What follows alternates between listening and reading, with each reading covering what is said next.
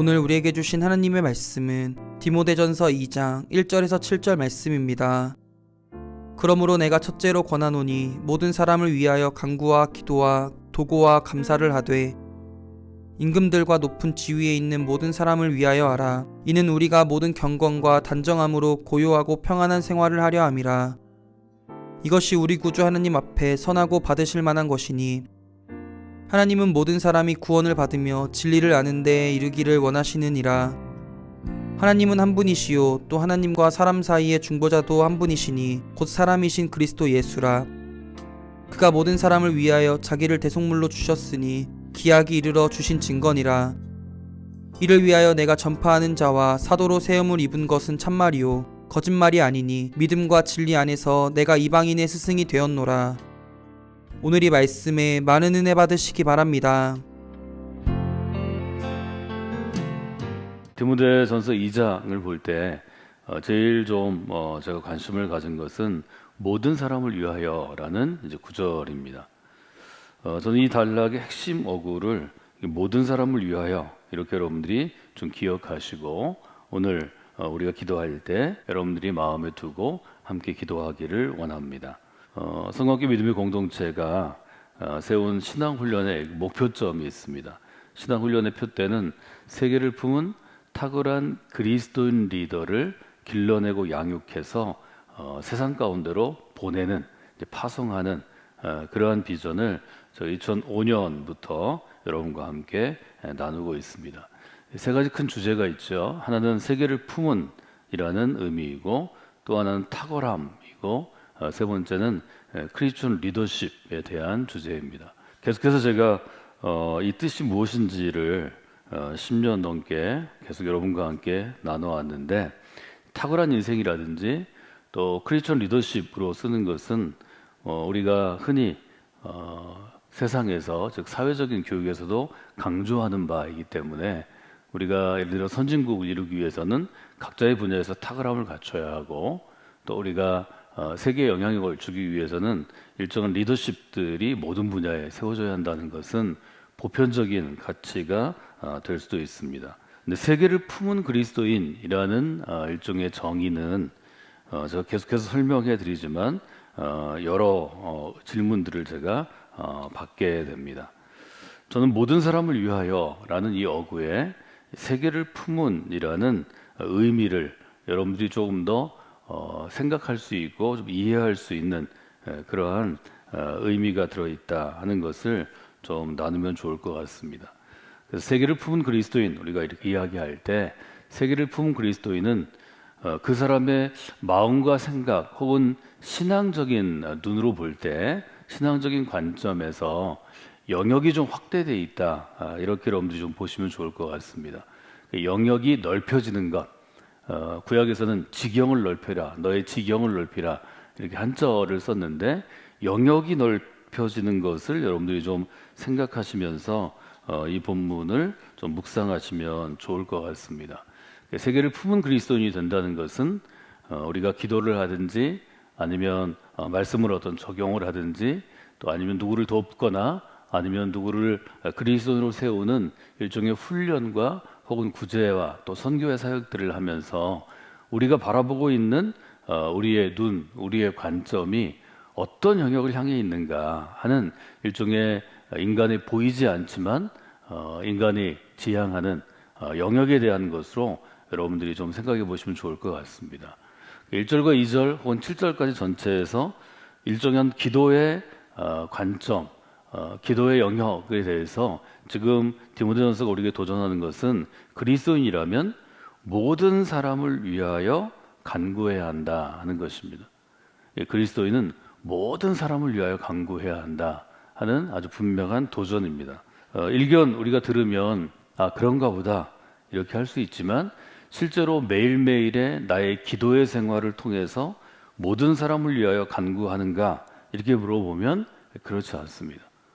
모든 사람을 위하여 간구하는 것은 절대로 낮은 차원의 신앙 단계, 신앙의 레벨이 낮을 때에는 불가능한 일입니다. 우리는 모두 호불호가 분명하고 또 자기와의 관계에서 친소 관계, 가깝고 먼 것도 분명한 사람이고, 또 자기의 신념들이 대부분 신앙생활하는 사람들은 점점 명확해지기 때문에 모든 사람을 위하여 기도하는 것은 어려운 일입니다. 쉬운 일이 아닙니다. 어떤 차원이든지 낮은 차원이든 높은 차원이든 우리가 예를 들어 기도 생활을 한다 이렇게 보면 그리스도인에게 있어서 기도하는 삶은 매우 중요하다고 우리가 강조하고 여러분도 알고 있고 또 어느 정도 수준이 되는 사람들에게는 늘 강조하지만 실제로 제대로 기도하는 삶이 우리에게 가능하냐 이렇게 물어보면 출발부터 쉬운 일이 아닙니다. 대부분 우리가 생각하는 기도의 내용은 어떤 종교에도 갖고 있던 낮은 차원의 기도입니다.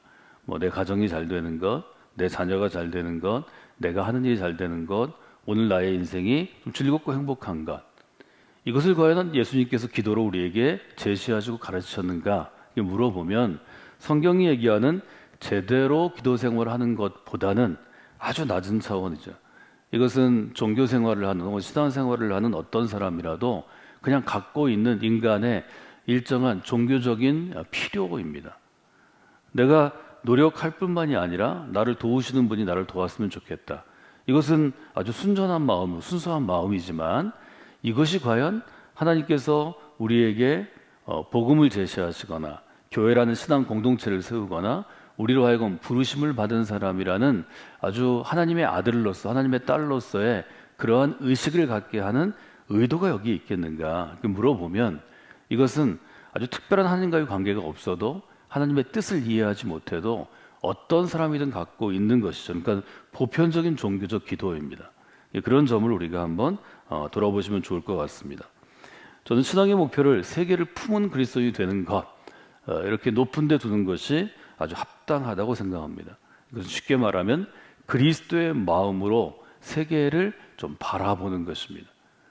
그리스도의 마음으로 세계를 바라보는 것보다 더 큰 것은 없습니다. 이것은 제가 여러분에게 늘 강조하는 것 중에 하나가 우리가 신앙생활을 할 때 얻게 되는 가장 큰 선물은 어떤 것이냐, 하나님이 우리에게 주시는 큰 복은 어떤 것이냐 하면 하나님의 때를 알게 하고 또 하나님의 뜻을 따라서 하나님의 길을 알게 하고 하나님의 규모로 살아가게 하시는 것이다. 하나님의 때, 하나님의 길로, 하나님의 규모로 제가 이것을 여러분에게 계속해서 강조하고 있습니다. 말하자면 그리스도의 마음으로 세계를 바라보면 그리스도의 규모를 경험할 수 있습니다. 1절에 보면 1절은 이렇게 시작합니다. 내가 첫째로 권하노니, 첫 번째로 권한다는 거죠. 그런데 이 헬라어 단어에는 첫 번째라는 순서의 의미도 있지만 여러 가지 일들이 있을 때 그 가운데 이 10가지 중에 가장 중요한 이런 뜻도 있습니다. 그러니까 내가 첫째로 강구합니다 하는 것을 우리가 본다면 내가 지금 예를 들면 영적인 스승인 바울이 디모데에게 가장 중요한 것을 내가 당신에게 권합니다. 목회하면서 교회 공동체 안에서 모든 사람을 위하여 기도하는 그리스도인이 되어야 합니다. 자기 중심으로 사고하고 자기 중심으로 생활하는 우리 인간의 삶에서 적어도 한 교회 공동체를 이끄는 목회자라는 리더가 되면 모든 사람을 위하여 기도하는 마음으로 기도하고 살려고 애쓰는 것이 중요합니다.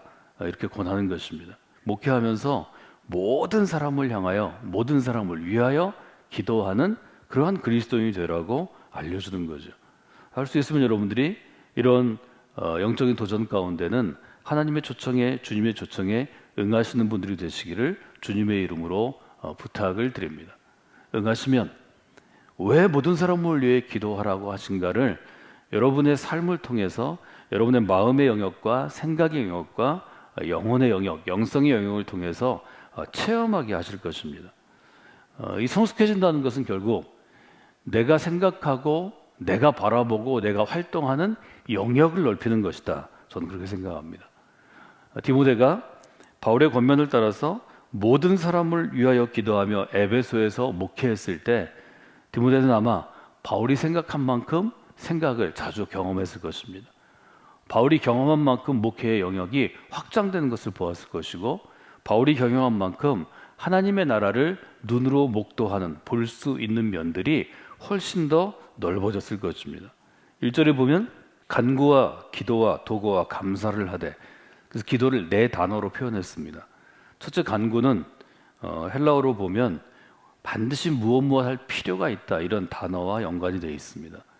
그래서 이 간구는 사람이 살아가면서 어떤 특정한 상황에 어떤 필요가 있습니다. 아플 때는 하나님 제 질병을 좀 낫게 해달라고 기도해야 합니다. 우리가 정말 궁핍하고 어려울 때는 하나님, 제가 생활이 정말 어려운데 오늘 먹을 것 저기 공급해 주시길 원합니다. 제가 이런 일에 꼭 필요한 재정이 있는데 하나님 이걸 주셔야 우리 아이가 이렇게 할 수 있겠습니다. 이런 아주 근본적인 어떤 필요가 있어서 기도하는 것, 이것을 이제 간구라고 한다는 거죠. 이것은 아주 기본적인 필요에 기반하는 것입니다. 영어로 우리가 쓸 때는 영어 성경은 petition이라는 단어를 쓰는데요. 이것은 여러분들이 학교에서나 여러 가지에서 이 단어를 한번 찾아보시면 좋을 것 같습니다. 두 번째 얘기하는 기도는 어떤 것인가 하면 기도의 대상을 향해서, 말하자면 하나님을 향해서 가까이 가는 것이라는 헬라어 단어의 뜻이 있습니다. 이것은 신적인 존재, 우리에게는 하나님 아버지를 향한 일상생활의 기도입니다. 말하자면 성도들이 매일매일의 삶에서 하나님께 드리는 기도, 오늘 하루의 삶이 하나님 보시기에 아름다운 삶이 되기를 원합니다. 하나님, 오늘 하루의 삶을 인도해 주시기를 원합니다. 하나님, 제게 오늘 중요한 일이 있는데 이 일 가운데 동행해 주시기를 원합니다. 이런 경건한 아주 일반적인 모든 기도라는 거죠. 세 번째로 쓰인 단어는 도고라는 단어입니다. 이 도고는 청원하다 혹은 간구하다라는 뜻의 단어로부터 시작되었는데, 이것은 특별히 다른 사람을 위해서 청원하는 것입니다. 그래서 우리가 이 도고는 다른 사람을 위한 기도, 이렇게 쓸 수 있습니다. 말하자면 이것은 중보기도인데요. 여러분 영어 성경을 찾아보시면 intercession이라는 단어를 씁니다. 이것은 지난 히브리서를 저희가 통해서 얘기했지만, 하나님과 사람 사이에 제사장이 가운데 서서 하나님을 향하여 있을 때는 사람을 대변하고, 사람을 향해 있을 때는 하나님의 뜻을 전하는, 즉 중간에서 역할을 하는 중보자라는 우리가 단어를 쓰는데, 즉 우리 디모데전서에서도 보면 그리스도를 중보자라고 그렇게 고백하는 것을 보게 됩니다. 도고는 다른 사람을 위한 기도, 지금 한국교회에서는 중보기도라는 용어로 거의 통일돼서 쓰고 있는데요. 그렇게 보시면 좋겠습니다. 그 다음에 있는 이제 단어가 기도의 영역 중에서 감사의 기도입니다. 이것은 좋은 것으로 주실 때 그 좋은 것으로 주시는 것에 대해서 내가 마음을 표현하는 것입니다. 한자어로 쓰면 사의를 표현하다 그러는데, 감사의 뜻을 표현하는 것입니다. 그래서 이것은 하나님께서 우리에게 베풀어 주신 것에 대해서 감사의 마음을 표하는 것입니다.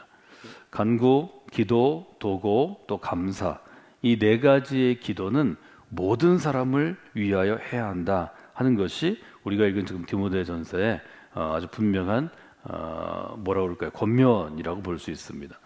여기서 말하는 모든 사람이란 그냥 모든 사람, 이렇게 우리가 아주 적당하게 얘기하는 게 아니고요. 에베소 교회의 상황을 좀 보면 좋을 것 같습니다. 에베소는 그 당시에 국제 도시였습니다. 그래서 예를 들면 서울에 가면, 또 동경에 가면, 상해에 가면, 또 LA에 가면, 뉴욕에 가면 사람들이 아주 다국적으로 모여 있는 것처럼 많은 인종들이 있었고, 이 에베소 교회는 사회적인 위치도 서로 다른 사람들이 있었을 것이라 우리가 추정합니다. 교회 안에 인종, 국적, 사회적인 위치, 또 신앙의 다양함, 이런 사람들이 다 있는데, 목회자는 자기 마음에 드는 사람만 위해서 간구하는 게 아니고 모든 사람을 위해서 간구해야 하고, 이것은 교회를 뛰어넘어 에베소 도시 전체를 위해서 간구해야 하고, 또 제국 안에 있는 교회, 로마 제국 안에 이제 새로 시작된 모든 교회들을 위해 간구해야 하고, 이렇게 점점 이제 확장되는 걸 볼 수 있습니다. 그 규모가 확장돼서 2절에 보면 임금들과 왕들과 높은 지위에 있는 모든 사람을 위하여 하라. 2절에 이 구절은 논란거리가 됐는데요. 나중에 저희가 점점 민주적인 생각을 가지면서 왕들과 높은 지위에 있는 사람을 위하여 기도하라는 것이 과연 명령이 될 수 있는가, 이런 논쟁이 근대 이후에 있었던 구절이 되기도 합니다. 근데 바울의 시대는 이미 왕들이 다스리는 시대이고, 왕이 권한을 준 귀족들과 신하들이 득세하는, 이것은 굉장히 신분적인 것이기 때문에 임금과 왕을 위해서 기도하는 것, 또 높은 주위에 있는 사람을 위해 기도하는 것은 아주 쉽게 얘기하면 그 뒤에 있는 것처럼 우리가 모든 경건과 단정함으로 고요하고 평안한 생활을 하려 함이라. 왕이 다스리는 정치가 안정이 돼야 그 밑에 있는 사람들은, 백성들은 고요하고 평안하게 살 수 있습니다. 전쟁이 있다든지 또 정권 다툼이 심하다든지 이러면 백성들하고 전혀 상관이 없는데, 이것들이 배고프게 하고 아이들을 죽게 하고 아이들을 팔게 하고 또 삶이 무너지는 그런 어려움이 고대 사회 가운데 또 지금까지도 사실은 있다는 것을 여러분이 잘 아십니다. 그래서 세계를 품은 그리스도인들은 그리스도의 규모로 세상에 영향을 미칠 수 있는, 말하자면 힘을 갖고 있는 사람들을 위해서도 기도하고, 또 다른 편으로 보면 사회를 해치는 악한 사람들이 있습니다. 불의와 폭력을 행하는 사람들이 있습니다. 힘 있는 사람들이 불의와 폭력을 행하기 시작하면 그 사회는 어두운 사회가 되는 것입니다. 그래서 그들을 위해서 기도하는 것은 기도의 영역을 넓히는 아주 중요한 일이 된다 하는 것을 여러분들이 돌아보시면 좋을 것 같습니다. 제가 10대 청소년들과 청년들이 기도에 대해서 생각하기 위해서 여러 가지 스토리들을 얘기하는데요. 제가 어릴 때 듣고 또 젊을 때 책을 읽었던 중에 제일 인상 깊은 것은 가나안 농군학교 운동을 시작한 김영기 장로님 이야기입니다. 이분은 전쟁 후에 1950년대, 60년대에도 본인이 일군 가나안 농군학교의 기도실에 새벽이 되면 일어나서 새벽 3시에서 4시 사이에 일어나서 기도했는데, 국가와 민족을 위해 기도할 때 제일 처음에 한 것이 북녘 땅의 김일성이 예수 믿게 하소서였습니다. 여러분 잘 생각해 보세요. 공산혁명을 통해서 이미 정권을 잡고 한 나라를 이뤄서 전 세계에서 가장 강력한 독재 체제를 구성한 사람이 과연 예수 믿겠냐고요. 근데 김일성이 예수 믿게 하소서라는 아주 간구를 쩌렁쩌렁하게 다른 사람이 다 듣도록 새벽에 그 강원도 산길에서 외치는 이 그리스도인의 담대함이 누구에게 영향을 줄 거예요? 김일성이라는 한 인물에게 영향을 주는 것보다 이분과 함께 농군학교를 통해서 이 땅의 가난한 백성들을 살리고자 하는 함께 일하는 사람들의 신앙의 영역을 깨뜨렸다고 저는 생각합니다. 처음에는 동의하지 않을 수 있습니다. 비웃을 수도 있습니다. 그러나 가만히 생각해 보면 도무지 회심할 것 같지 않은 김일성이 예수 믿게 하소서라는 강력한 도전은 하나님께서 우리에게 주신 신앙이 어디까지 미쳐야 하는지를 잘 알려준다고 저는 생각합니다. 여러분, 그리스도인이 믿음으로 사는 것, 또 그리스도의 삶의 수준은 우리 마음에 있습니다. 우리의 생각에 있습니다. 우리 영혼이 어떤 생각을 가지고 우리 자신이 살고 있는 그리스도의 삶을 이해하고 우리가 이루는 교회를 이해하냐에 따라서 우리의 삶의 수준은 완전히 달라집니다. 모든 사람을 위하여 기도하라. 이 어떻게 보면 일견, 한편으로 보면 평범할 것 같은 이 분명한 도전이 사실은 세상을 바꾸는 도전입니다.